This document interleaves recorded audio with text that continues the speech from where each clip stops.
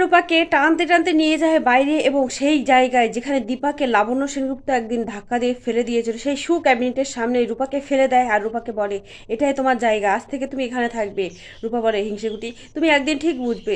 রূপার মুখে হিংসেকুটির নামটা শুনে সোনা তেলে বেগুনে জ্বলে ওঠে। সোনা বলে এই নামে তুমি একদম আমাকে ডাকবে না, এই নামে আমার বোন আমাকে ডাকতো, আমার বোন মারা গেছে, আজকের পর থেকে আমার বোন মারা গেছে, তুমি আমার কাছে মৃত। ওদিকে দেখা যায় সোনা ঘরের মধ্যে ঢুকে সব জিনিস ভাঙচুর করতে থাকে, ছোড়াছুড়ি করতে থাকে। জয় কোনো মতেই সোনাকে সামলে উঠতে পারে না।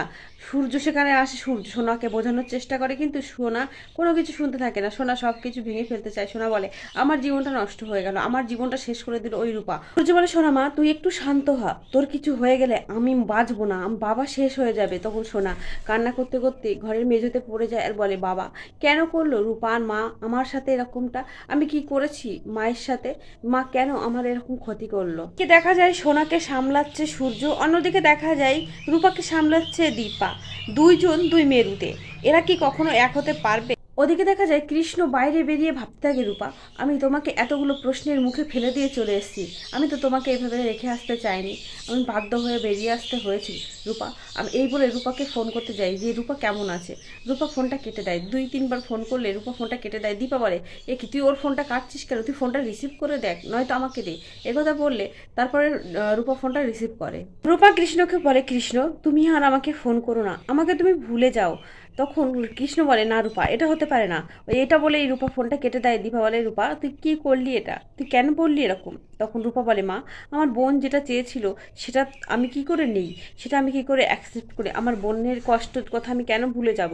তখন দীপা বলে হ্যাঁ রূপা, ও সোনা অনেক কষ্ট পেয়েছে, ওর মনে বড় আঘাত লেগেছে, ওর এই স্বাভাবিক জীবনে ফিরে আসতে অনেকটা সময় লেগে যাবে। সোনা যখন ঘরের মধ্যে একা একা কান্না করতে থাকে আর বলতে থাকে রূপা তোমার জন্য আমার জীবনটা নষ্ট হয়ে গেছে, তখনই দেখা যায় উর্মি সেখানে আসে। উর্মি বলে রূপা সোনা তোর জীবনটা একা নয়, আমার জীবনটা ওই রূপা নষ্ট করে দিয়েছে, আমার জীবনের সব কিছু ও কেড়ে নিয়েছে, যা যা আমি করতে চেয়েছিলাম তা কিছুই আমি করতে পারিনি, কিন্তু তোর তোর সামনে সেই সুযোগ আছে। উর্মির সোনার মনে বিষ ভরে দেয় দীপা আর রূপার জন্য। দীপার রূপাকে তার থেকে আলাদা করে দিতে চায়। উর্মি এই সুযোগটাকে কাজে লাগিয়ে দীপার আর রূপার উপরে প্রতিশোধ নিতে চায়। উর্মি বলে ওই রূপা আমাদের সবার জীবন নষ্ট করে দেবে, সেটা আমি হতে চাই না, হতে দিতে পারি না। ওদিকে তোর বাবা তোর পাশে আছে, তুই আর কারো কথা ভাববি না, তুই নিজের মতো চল।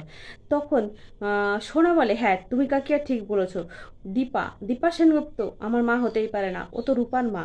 তখন উর্মি বলে হ্যাঁ ওর জায়গা তোর দিদি একসময় ওই জুতোর পাশেই পড়েছিল, আজ তোর বোনের জন্য আবারও তোর মার ওই জায়গাটাই হয়ে গেল। গেলে সোনা মনে মনে বলে হ্যাঁ ঠিকই বলেছে কাকিয়া, এখন থেকে আমি আমার মতো করে বাঁচবো, আমি কারো কথা শুনবো না। তখন দেখা যায় সোনা ছোট ছোট কাপড় ড্রেস পরে সে নাইট ক্লাবে যাবে বলে রাত্রে রেডি হয়ে নিচে নামে। তখন সূর্য দীপা রূপা সকলে দেখে তাকে অবাক হয়ে যায়। দীপা বলে তুই কোথায় যাবি। তখন সোনা বলে আমি তোমাকে কৈফিয়ত দিতে বাধ্য না। এই কথা বলে সোনা বলে বাবা আমি নাইট ক্লাবে যাচ্ছি। এই বলে তখন বেরোতে গেলে দীপা বাধা দেয়। দীপা বারবার বাধা দিলে বলে তুমি বাধা দেওয়ার কে, আমি আমার জীবনটাকে এনজয় করতে চাই, আমি নাইট ক্লাবে যেতে চাই, আমি মায়াপুরে কীর্তন করতে যেতে চাই না, আমি আমার জীবনটাকে এভাবেই কাটাতে চাই। তখন সূর্য রাগের বশে সোনাকে যেতে দেয়। ডাক্তারবাবু একজনকে বাবার কোলে সোনার পালঙ্কে বসিয়ে দেওয়া হয়েছে, আর একজনকে ওই জুতোর পাশে জুতোর ক্যাবিনেটের পাশে বসিয়ে দেওয়া হয়েছে, আপনিই বলুন আমি কাকে সামলাবো। তখন সোনা তার মাকে বলে I hate you, I hate you, আমি তোমাকে ঘৃণা করি, তুমি আমার চোখের সামনে থেকে চলে যাও। নাইট ক্লাবে গিয়েও রূপার কথাই ভাবতে থাকে রূপার সাথে যে অন্যায়গুলো সকলে করছে সেটা ঠিক করছে না, রূপাকে সে একা রেখে সে ঠিক করেনি। নাইট ক্লাবে গিয়ে কিন্তু একটা ছেলের ফাঁদে পড়ে যাবে, সেখান থেকে শুরু হবে সোনার জীবনের একটা নতুন কাহিনী। দেখা যায় সোনা কোন ড্রিঙ্কসটা নেবে সে বুঝতে পারে না, তখন সেই ছেলেটা নতুন একটা ছেলে সে এসে বলে আমি হেল্প করব ড্রিঙ্ক নেওয়ার জন্য।